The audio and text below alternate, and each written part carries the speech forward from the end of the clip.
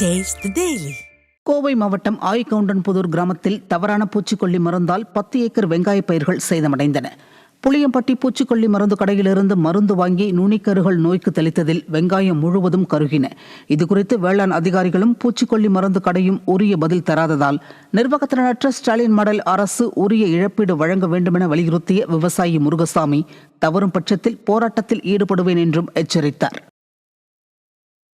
எடுத்துகிட்டு போட்டு இன்னைக்கு வரைக்கும் ரிசல்ட் என்னங்கிறத வேளாண்மை துறையும் சொல்ல மாட்டேங்கிறாங்க, கடைக்காரும் சொல்ல மாட்டேங்கிறாங்க. 2 நாளில் நான் ரிசல்ட் சொல்லிடுன்னு சொன்னவையோ இன்றைக்கி 10-15 நாள் ஆயுமு 2 பேருமே ரிசல்ட் என்னன்னு சொல்ல மாட்டேங்கிறாங்க.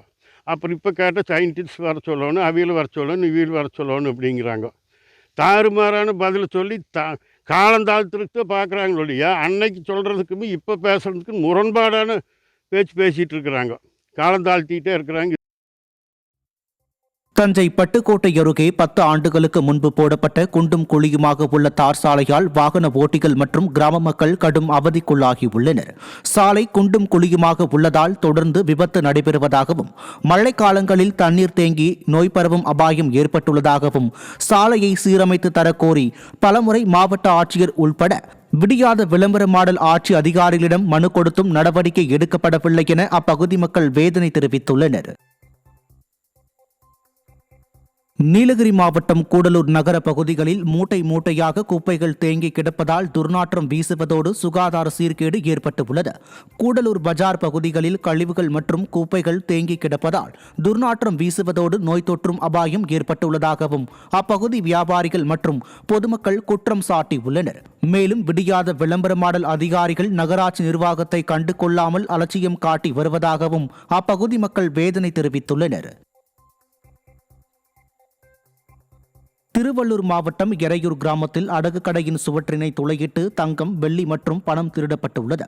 அடகு கடையின் பின்புறம் துளையிட்டு 4 கிராம் தங்கம், 176 கிராம் வெள்ளி பொருட்கள் மற்றும் 20,000 ரூபாய் ரொக்க பணம் கொள்ளையடிக்கப்பட்டதில் திருடர்களை பிடிக்க முடியாமல் ஸ்டாலின் மாடல் அரசின் காவல்துறை திணறி வருகிறது.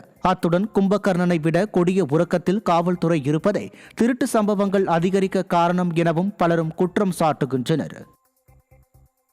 காஞ்சிபுரம் மாவட்டம் ஸ்ரீபெரும்புதூரை அடுத்த வல்லக்கோட்டை சுப்பிரமணிய சுவாமி கோயிலில் தை கிருத்திகை மற்றும் முருகருக்கு உகந்த நாளான செவ்வாய்க்கிழமையில் பக்தர்கள் ஏராளமானோர் சுவாமி தரிசனம் செய்தனர். சுப்பிரமணிய சுவாமி வள்ளி தெய்வானை சமேதமாக மயில் மீது வீராசன கோலத்தில் அருள் பாலிக்க 1000க்கும் மேற்பட்ட பக்தர்கள் பக்தி பெருக அரோகரா கோஷமிட்டு சுவாமி தரிசனம் செய்தனர்.